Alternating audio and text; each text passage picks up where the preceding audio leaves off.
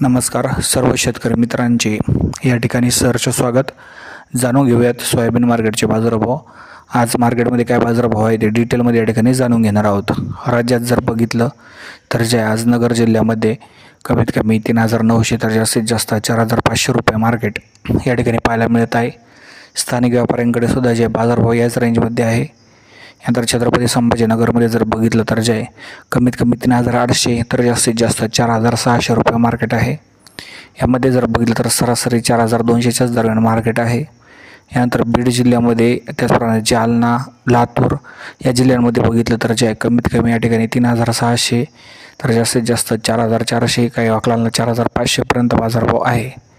यानंतर जर बघितलं तर नागपूर, वर्धा, गडचिरोली, चंद्रपूर या भागातसुद्धा बाजारभाव याच रेंजमध्ये आहे. नांदेडमध्ये, पुण्यामध्ये, नाशिकमध्ये बाजारभावाची सरासरी जर पातळी बघितली तर 4,200 रुपये आहे. धन्यवाद.